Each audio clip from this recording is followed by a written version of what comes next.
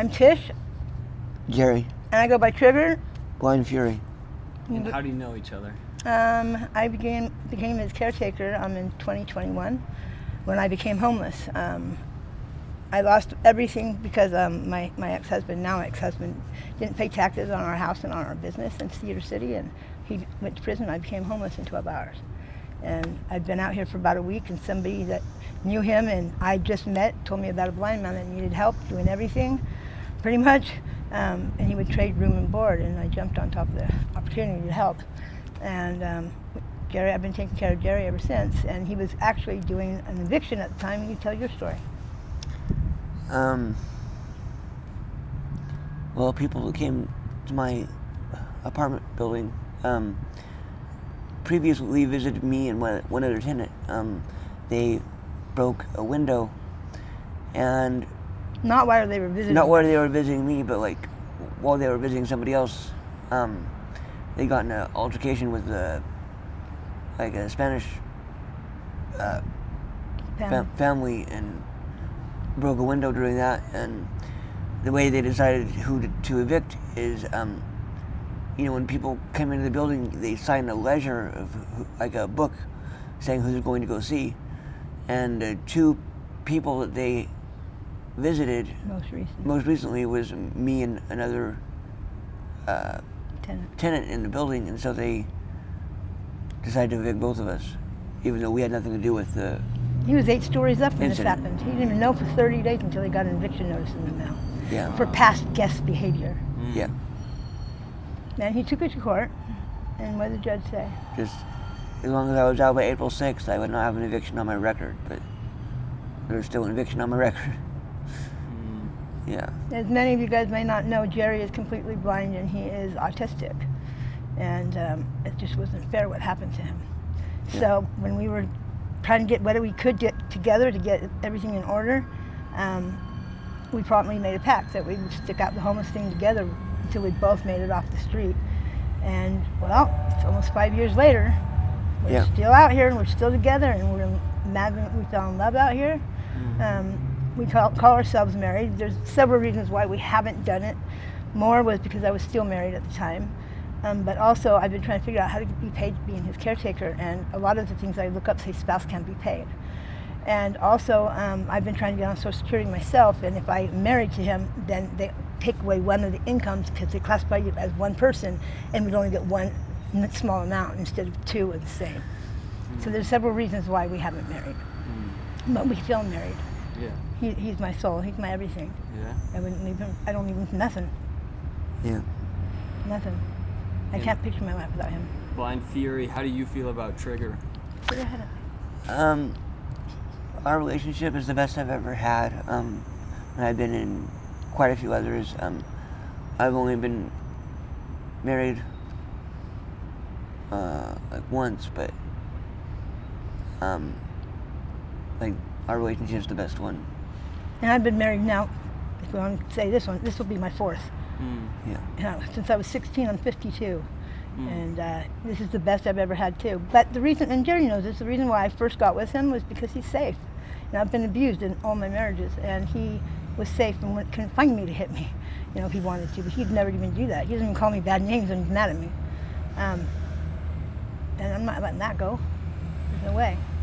My now ex-husband got out of prison about 2 years ago, and I could have gone back to him. I chose to stay out here, And, a lot of people think, oh, you're homeless, you want to be that way, you stay that way, addiction. Okay, some of that factors in. Yeah, we're recovering addicts. We haven't used, that's why we're up here reading, staying away from everybody. We're heroin addicts, and we're on a Sublocade shot. We're trying to do what we're supposed to do to be right. But you try to stay out here and be moving every 2 minutes, or else it's considered loitering. You get ticketed, you get your name ran, the cops harass you, other people are mean to you. You can't make a living because nobody will hire you. You can't shower because there's nowhere to shower. They take it all away. And he is completely dependent on me. I can't even go into a women's shelter without him going to the men's without being beaten up. So I classify myself as non-binary so I could live in the men's shelter with him. Just to be kicked out for classifying myself as a woman when being refused my private shower. We've been through hell out here. And most recently, 4.5 months ago, we've been saving up our money ever since we got out here. Everything we get, we put half into the bank. And about 4 months ago, something like that, Yeah. there was a guy, normal-looking guy. We call you people normies or muggles. There was a normal-looking guy crying, and Jerry, of course, asked what was wrong, and he said that his wife, young guy too, about your age, he said that his wife has cancer and is dying, and she's in hospice, and his phone died. He needed to finish the conversation. So Jerry, kind man that he is, allowed him to use his phone. Didn't think too much about it. It was a simple 3-minute, deal. And Jerry and I gave him his privacy, and the guy gave Jerry a hug goodbye. And about 2 minutes after that, Jerry got a notification on his phone asking if he'd just transferred out his entire $4,032 out of his account. The guy hacked it. And we called the police, we made a police report, we called the bank. We can't prove that it's not him because the guy used his phone. So we're starting all over again. It took 4.5 years to get that money up. So we're doing it all over again. Got to pick yourself up. When was that? 4 months ago. Yeah. We were looking for an apartment. Finally looking for an apartment. Yeah. Where are you guys at now? How much money do you have? Not much. Not much. Think about it. Everything we get, we put half because we have to live too. Oh, probably at maybe $60, $70. It's not. We don't get much. We try to fly a sign. People are giving sometimes, but they mostly want to give food. People, we love you, thank you, but we are not going hungry out here. There is a lot more to life than food. Yeah. And not everybody uses. I wish that people would be open-minded, and if they plan on giving, give with an open heart, because once it's left your hand, then it's out of your hands, and then it's on that other person's integrity to do what they're going to do with it. Then be rid of it, wipe it off. You did what Jesus told you to do. You helped, you served. I used to be that person. I think that's why I've been out here so dang long. I used to be that person. I used to make fun of the homeless. I told this guy, if you're so hungry, eat your damn dog. I was her. I was that person. It's not fun out here. We get treated like crap. People don't see us. They look through us. They don't.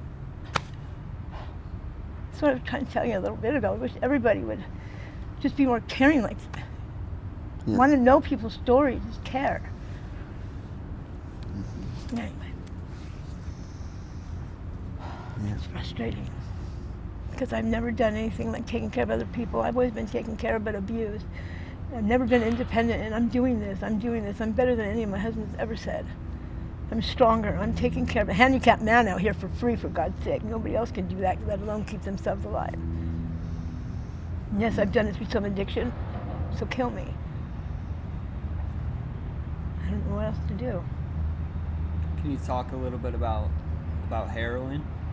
What about it? It's the devil's finger, that's what I call it. I wrote a poem about it and had it published. Do you know the poem? I could look it up and tell you. I can't remember it all by heart, no. Okay. And I don't have a device. At the end, we'll have you do that. That'd be awesome. But I've been an addict my whole life. I was born addicted, but I was more of a amphetamine user, tweaker upper. But when I became homeless in 21, meth wasn't the same. I tried it, and it wasn't the same, and I wasn't going to be sober out here. And so I switched addictions to heroin. I wish I never, ever had, because it has been a monkey on my back from day one. Between killing Jerry for the first year and a half, 5 times a day, Narcanning him, bringing him back because he was sick. And he had no tolerance at all. I met Jerry, he was a heroin addict. People got him started. And if anybody knows anybody that goes through that withdrawal and you allow yourself to sit there and watch them and be mean about it, you are Satan. Because there is nothing worse than heroin addiction, let alone the physical withdrawal after. And I get it, I get it worse than anybody I've ever honestly seen. I get the poops, I puke, most painful throw-ups you've ever had in your life, and you can't stop it. Can't eat, can't sleep, nothing, can't even lift my head off the pavement to puke. Jerry, how do you feel with the withdrawals? Really bad. Stomach cramps, diarrhea, have to pee all the time. I already have to pee a lot, but it's bad. Can't sleep. Yeah, but you eat. Ugh. I eat sometimes, but then I regret it because then I hurt worse after I eat. Yeah. Because I'm basically trying to do anything to ease the pain, but it doesn't fix it.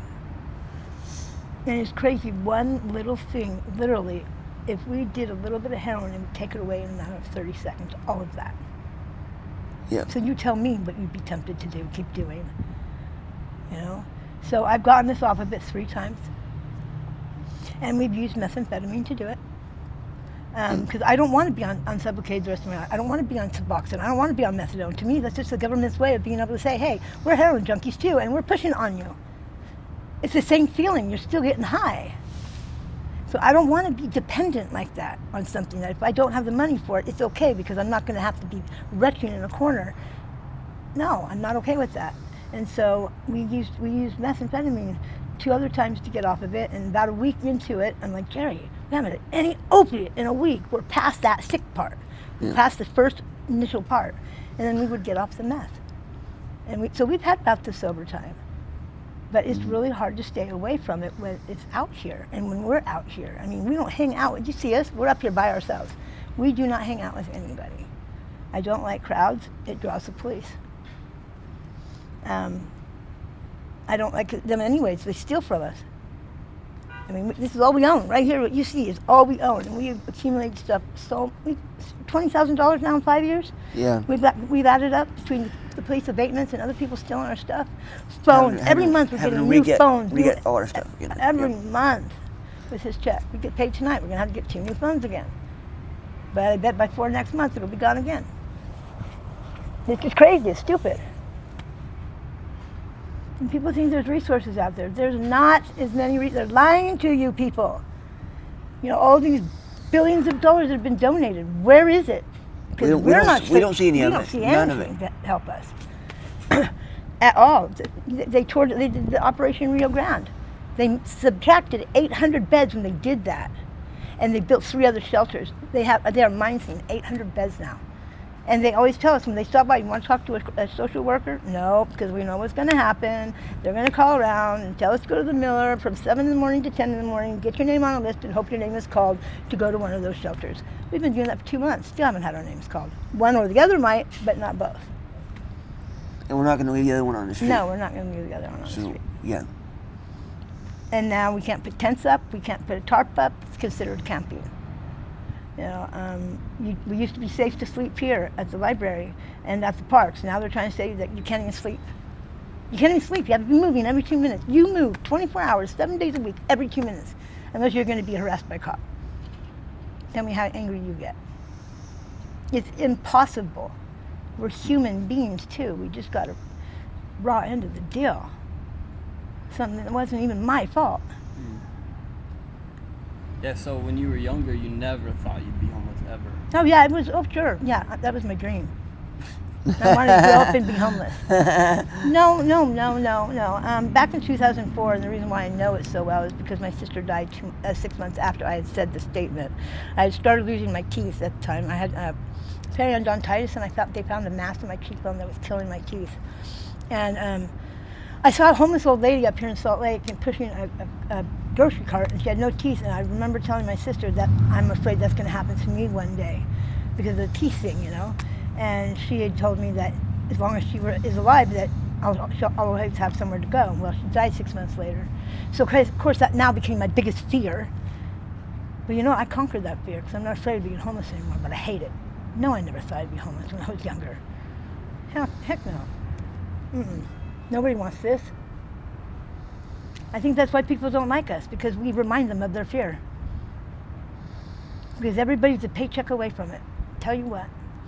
And if they're afraid that they're going to catch it talking to us, that's not how you catch it. You catch it by not talking to us. Thinking you're better than, because God's going to knock you off your pedestal like he did me. And I'm not better than anybody else. No, neither is anybody better than me. Can you tell me about some of your past relationships?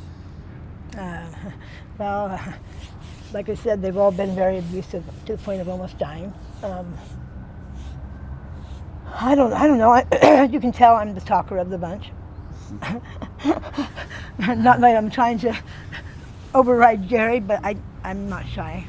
You know, he's really introverted. I'm very extroverted, and I like my story being out there because I want people to know what is going on. I don't know what I'm supposed to be here on this earth for. I don't know why God still has us out here. I don't know why every time we get close to getting off, something really big knocks us down. But there's got to be a reason. But anyhow, past relationships, I've been abused my whole life since my parents. I don't know, maybe it's because I'm, like I said, loud. I speak my mind. If somebody's going to dog me, I'm going to tell them what a piece of shit they are. I mean, I don't know. Have I ever hit you? Have I ever thrown a first punch at you or anything? Not that hard anyway. Oh, you're so, now I did. Out of anger, babe, that's what I'm saying. Have I ever gotten mad and hit you? No, not really. I've never started it, but I verbally will speak my mind. Darn rights I will. So you've been abused since you were a kid? Since my parents, yeah. So do you think that's why you married those men, because that's all you knew? Probably. But the abuse didn't start until after the marriage. And what was it like? It was like Dr. Jekyll and Mr. Hyde. I didn't know what the hell was going on. And a lot of it was because they're narcissists. I don't know if you know anything about narcissist abuse, but I'm a survivor of it, and I just learned about this about a year ago. I thought I was going crazy. Everything that I ever read on the internet since I've been away from my last husband said my life. And it opened my eyes that I'm not insane. I'm not the one. It was them the whole time trying to make me feel that way. So I've been trying to fix myself, mend myself.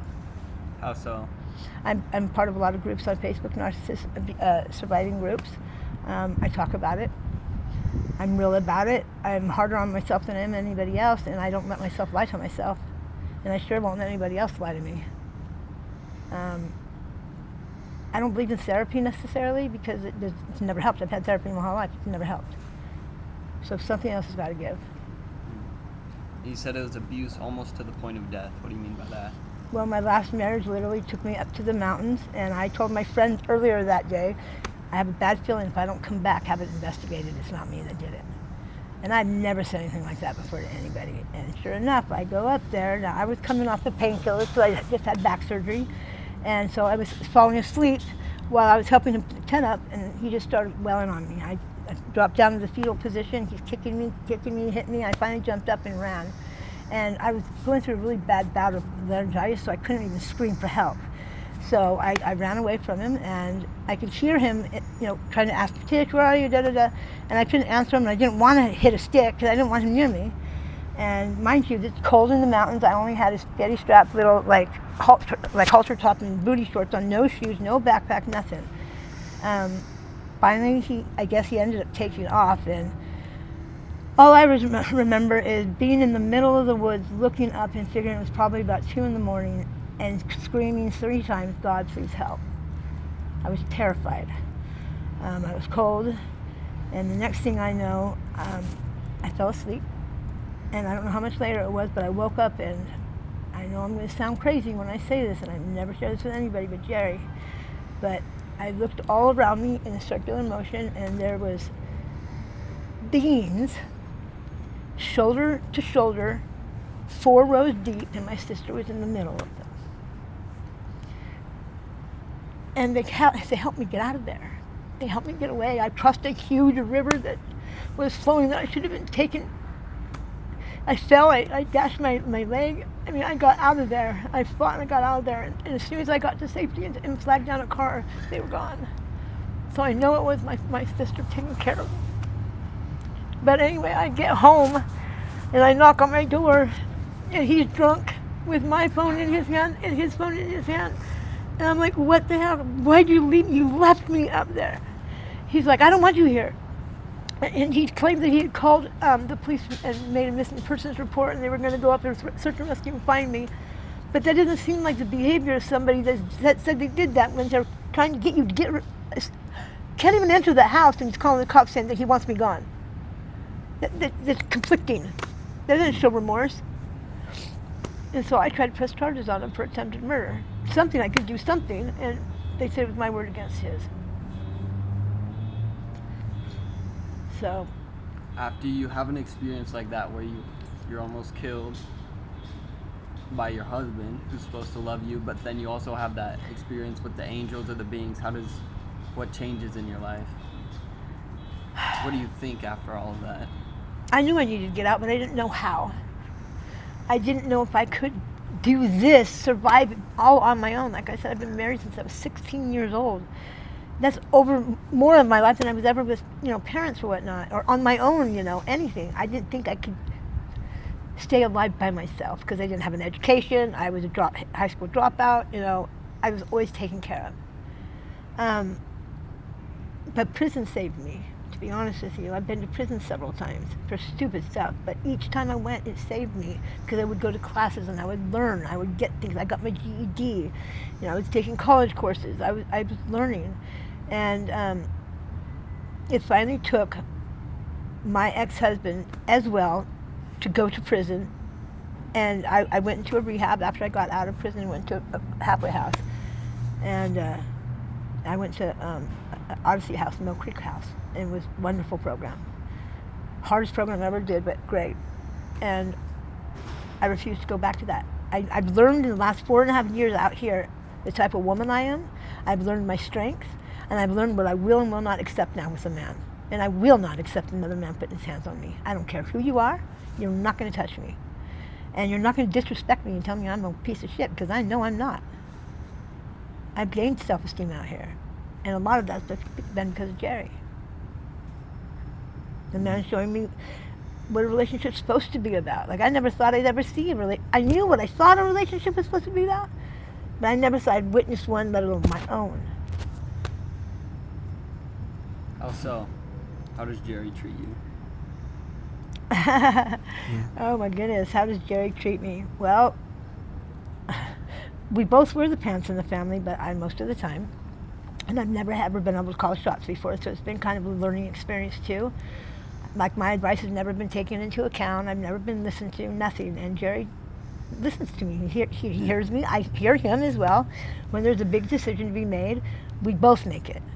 But when it's like the last second, because he's not street savvy at all.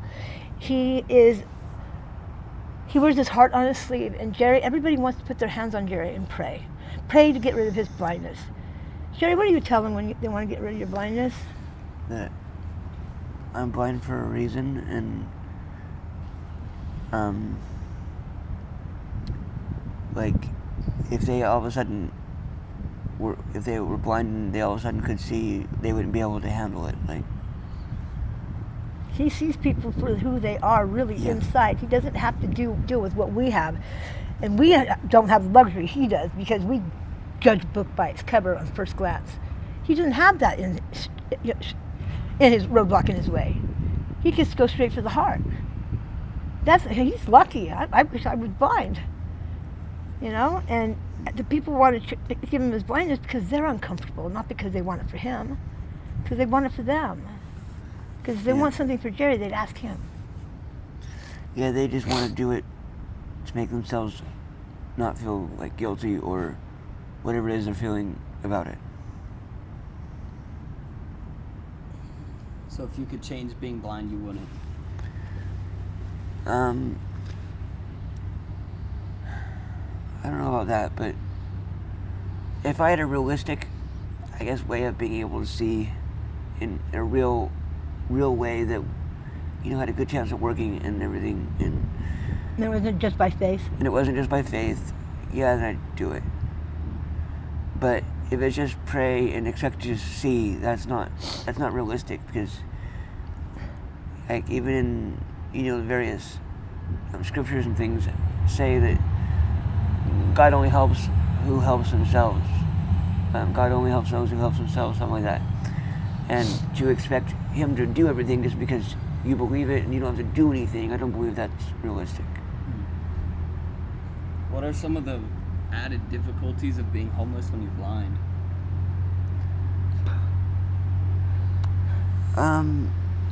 Well, for one thing, I guess the main thing is the cops like to separate us when we're apart. I tell them I'm waiting for her, and they don't care. What he means by when we're apart, when we were in active addiction, I would go and get the drugs without Jerry because I didn't want him to get in trouble if we got caught. And then I would bring them back, and sometimes it would take hours, like 5-6 hours, and I didn't want to go back empty-handed because we were both dope sick, and I didn't want to see the look on his face of defeat. And cause, you don't understand dope sick, I'm telling you. I cannot pull him around dope sick. It's hard enough as it is, as with all of us. Anyway, it's happened twice. Those cops have made him leave. And I've made sure he was in a place that was okay to be, that they couldn't do that. And they've made him leave knowing his disability, and it's taken 5 days for him to be found. I mean, I put in missing persons. I've done everything. And we've got the other homeless out there lying to us, telling us that they don't know where he is when they really have him. Because they've always been trying to break us apart. They're jealous of the relationship that we have, because it's the longest one they've seen last out here. And they see how strong it is. And they don't like that. So they're constantly trying to pit us against each other. But Jerry found me the last time. He lost me up here in Salt Lake. I waited 2 days looking all over the place for him, and finally I went down. We stay most of the time in Provo, and we have a place that we fly down there, a sign, and it's the Smiths, and I went and sat on the side of Smiths every day and went by the river every night in the hopes that Jerry would just somehow, I knew he was going to get dope sick, and I knew he'd end up calling his family. They'd come get him, and that would put him in Utah County. And I would hope that he would get a little bit of backbone against his family and say, hey, take me somewhere so I can get cigarettes or whatever, because they won't pay for it for him. And then we bump into each other. That's what I was hoping was going to happen. I didn't expect it to happen, because he didn't have a cane, didn't have any help to get here. Now, next thing I know, this weird dork-looking guy is sticking his head out the back of some car. Trigger, is that you, Trigger? I'm like, oh my, Jerry? He found me. Yeah. He found me. And I think that is so beautiful. I'm so blessed with him in my life. And it sucks because I battle my integrity every day. Am I doing the right thing for Jerry by still having him out here? Because he won't go home. He won't go home. His family won't accept me. And what if he dies out here? That's my fault. And if people look at me, because I'm supposed to be his caregiver, are they thinking I'm doing wrong for him and they're going to take him from us, separate us? I'm doing the best with what I have. I don't know. Am I cold? Yeah. Yeah, you're cold. So Jerry has family close by, And you could go stay with them. Yep. But they won't let her be there, so I won't. You don't want to leave Trigger. Yeah. I've even fought with him and tried to tell him I didn't love him anymore to make him go, even though I did. He wouldn't leave. He's like a zit on the butt. He wouldn't go because he knows my heart. We're also twin flames. We believe in things like that. And I'm telling you, down to the physical aspect of like sores and stuff like that, we are twin flames galore. Yeah. I mean, it's the weirdest thing. It really is weird. But anyway. What do you mean when you say that? Okay, do you know what a twin flame is? Oh, I've heard of it. Okay, well, it's basically more depth than a soulmate. And okay, well, I had a mosquito bite here. The next day, he popped up with the same kind of sore. Okay, I've had a problem with my booty peeling because of an old burn I got on the sidewalk. All of a sudden, his booty's doing it now too. Yeah. Same spot. Just little stupid weird stuff like that. We're like, oh my God, why does it have to be like that though? We believe we have the power to manifest, though, because I don't know if you know what that is, but where something that you really need, not want, but need. You really need it, and it happens. You make it happen. There's been a lot of weird stuff, and we're not crazy, we're not schizophrenic, we're not on drugs. We are even tripped out on it too, and I know it's a God thing. But there was one time we were on the train. There was only 2 other people on it. It was 5:30 in the morning. It was already cold out here. And I whispered to Jerry, I need a cigarette really bad. Nobody could have heard me say that. All of a sudden, a cigarette comes flying across. I didn't know the person that threw it to me, or even if he did throw it to me. If it just flew in. It just flew and hit me in the head. You tell me what that is all about. Just weird little stuff like that. And I call them tender mercies from God. I know they're blessings. And I'd be like, we need $20, and the next hit we got was $20. Was $20. I mean, it has to be something that we desperately need. or it doesn't have. I mean, obviously, you know. Yeah. But I know it's not just a woo. We're gonna, you know, it's not crazy stuff like that, and I know it's God doing it too. Yeah. But yeah. What kind of things do you guys worry about? Oh, what kind of things don't we worry about? Well, we don't worry about what I guess rent and stuff like that. Staying off the drugs, for one thing. That's the biggest one. I mean, we don't stay off of all of them because it's kind of hard to stay awake all the time, you know. But I don't want the dependent one. And it's hard to be totally sober out here. Like. And depressed. I mean, when you go to work every day, you feel good about yourself. You feel like you're a part of something. You feel like you're of worth. When we go to work every day, our self-esteem is shot to the ground because we're begging for money. And we're doing what we don't want. You think I want to do that? Heck no, I don't want to do that. But I don't lie to people about what we're needing. They ask me, they want to know our story, I tell them.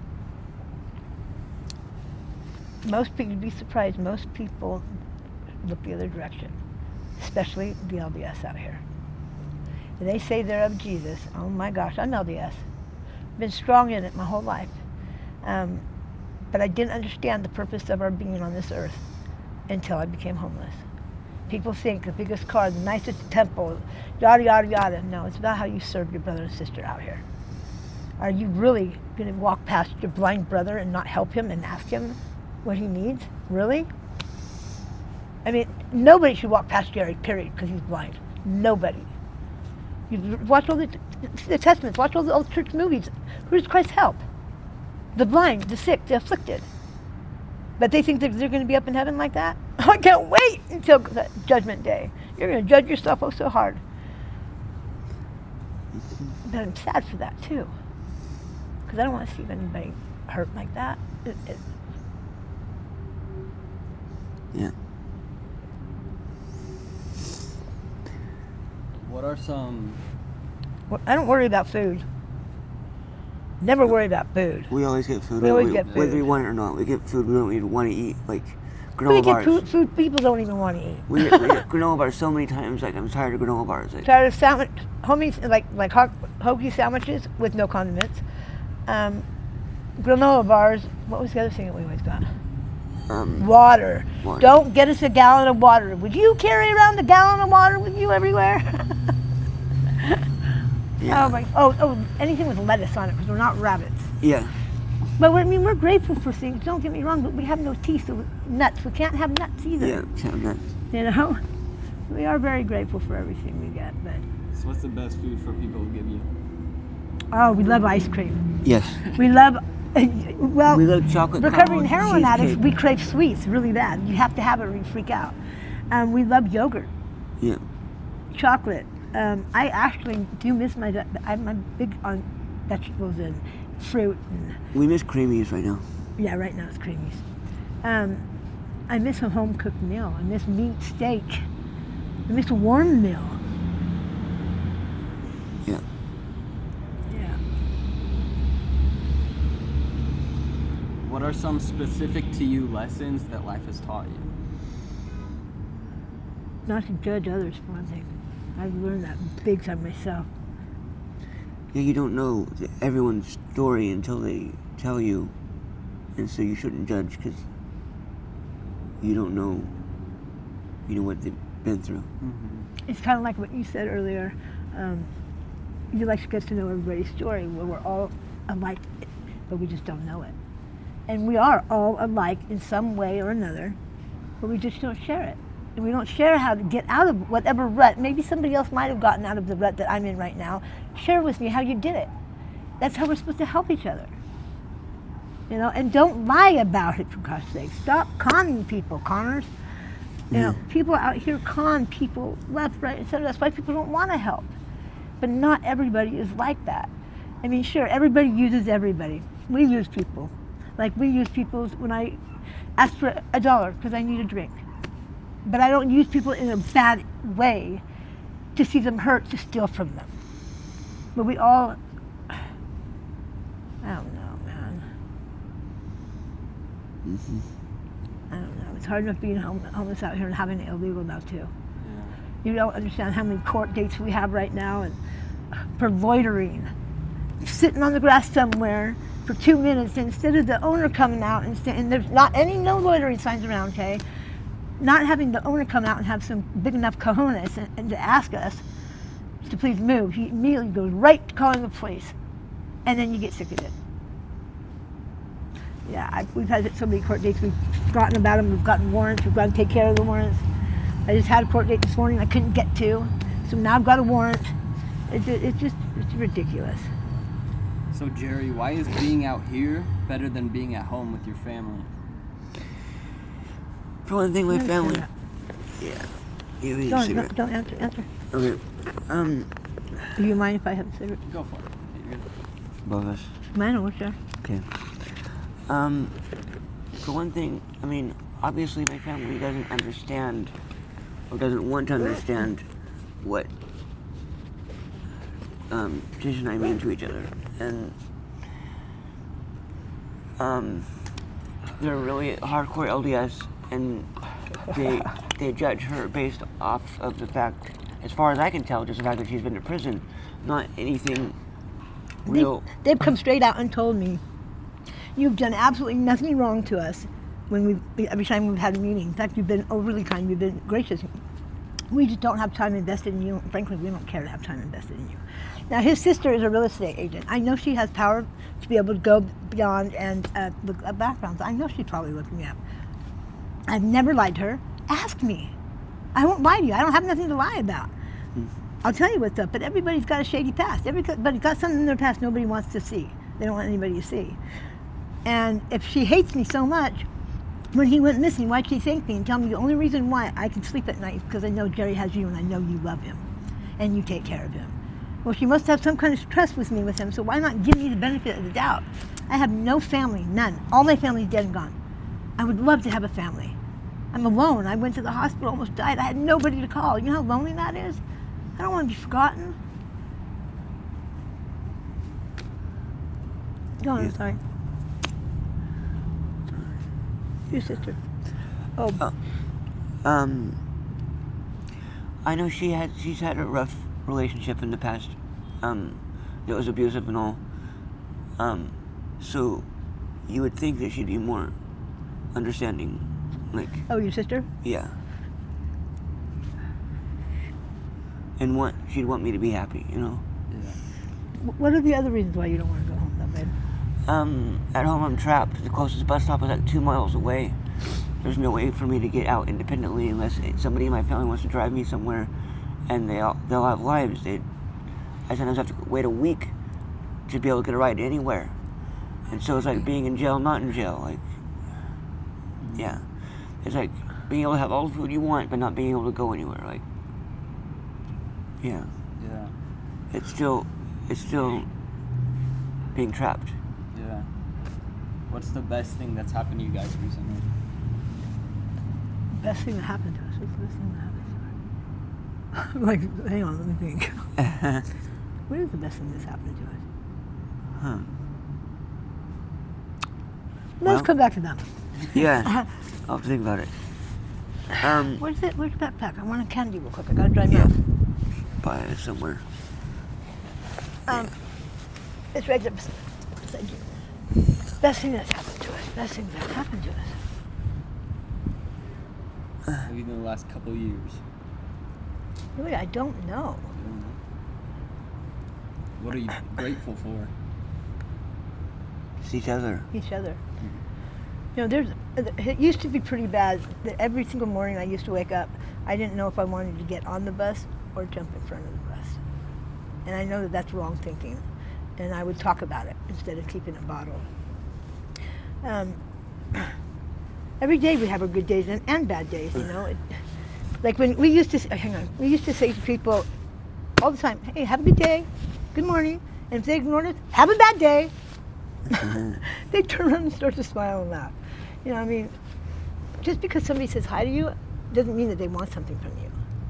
You know, I'm very open about everything. I say what I feel, and if I think you look good in your outfit today, and I don't know you, I'm going to tell you, you look damn good in your outfit today. It's not because I want something from you, it's because I think you look good in your outfit today. You know, and people aren't used, they don't know what to do with that. They think that just because somebody says something, they have ulterior motives. And not everybody's like that all the time. Yeah. So you guys think you'll get out of this situation? I don't know. Think you will Good too? God, please, yes. Well, should we say What? What? what are plans? Well, we don't plan on staying in Utah. That's for sure. Yeah. There you Don't- go. We don't know. We're trying to figure out where it's homeless friendly, where it's basically not against the law to be able to fall asleep somewhere, and where it's not against the law, where they're trying to make it against the law for panhandling. We fight the cops all the time on that, because it's not against the law to panhandle outside of a grocery store or within 35 miles or under on a street. But they try to tell you that it is and bully you.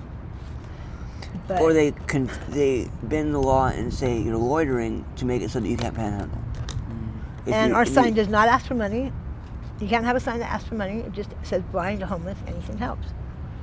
We're not asking for money. Why is it that the church people over there by City Creek can have their stand in their church about propaganda, but we can't?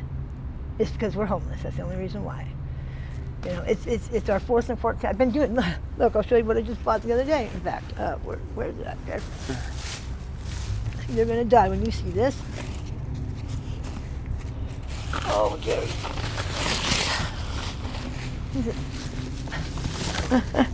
$1 a piece at this freaking at this library.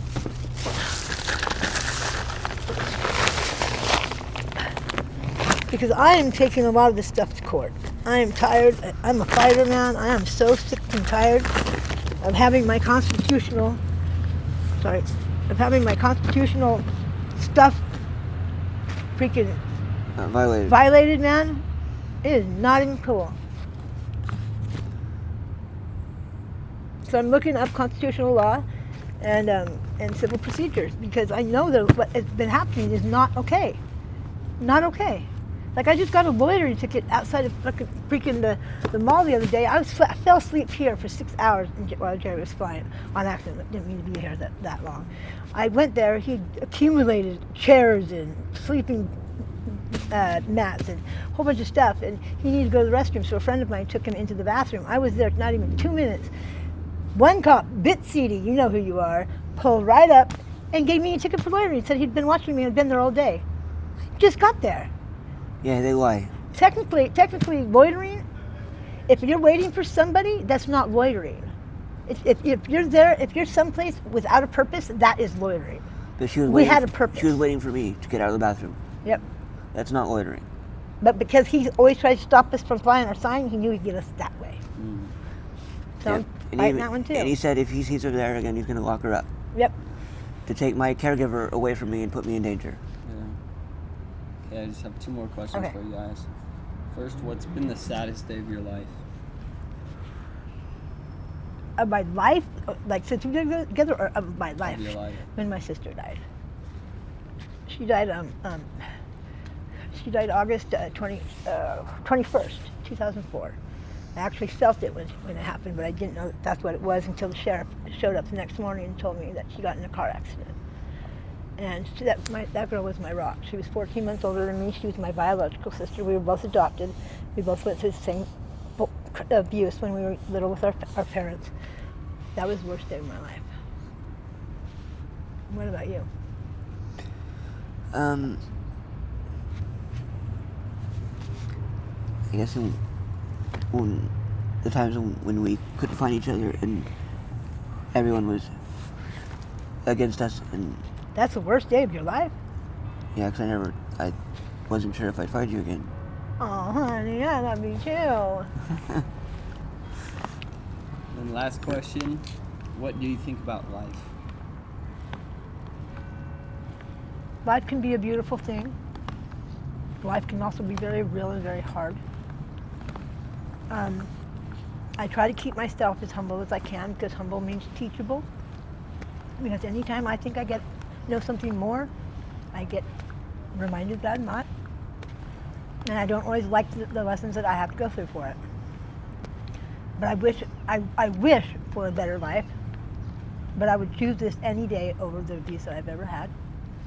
And the contentment that I have in this relationship with him, I'd stay out here for 100 years if I had to. Please, I don't really want to though. We don't want to. But what about you? What do you think about life? cigarettes cost. Well, you don't appreciate what you have until you're Oh yeah. made to not have it. Like, don't take things for granted, huh? Don't take anything for granted. Like, even a regular bathroom, like having to go outside is not fun. It's not what we learned to do. Like, there's so Well, many, I could go pee outside. Yahoo! so many businesses, because we're homeless, don't let us go to the bathroom, even if we buy something. Where if we weren't homeless, they would. You said the other day, Jerry, that before being homeless, you never ran into any kind of problem that you have since being homeless. What do you mean by that? We've had like so many legal issues and just so many issues since we became homeless that like I never had one before I was. We'll even do once a month. We'll get like what we plan on doing for tomorrow because my ex-husband getting rebaptized. We're going to go and have a pamper day, and we're going to not look homeless. We're going to get a new outfit. We're going to get our feet done. I'm going to have makeup. My hair's going to be done. Well, what hair I have left. And it's remarkable, just by doing that, how people treat you differently. Remarkable. It's crazy. Some people just go off of what you look like and just assume. Being homeless does not make the person. Like, It does not define you. yeah. You know, we came up with some sayings I'd like to leave with you too, Yeah. that we've had published. The one that I like the most is if you put me first and I put you first, then nobody's left behind. Because everybody's always what about me? What about me? What about you? What about us? You know? The other one was, this is kind of funny, that you may hate me or you may love me, but either way you're always thinking about me. Isn't that funny? But it's true though, you know? And then Jerry and I came up with something for ourselves. Without you, there is no we. Without me, come on, what is it? You and me, that makes we. Yeah. Without you, without me, there is There's no we. Yeah.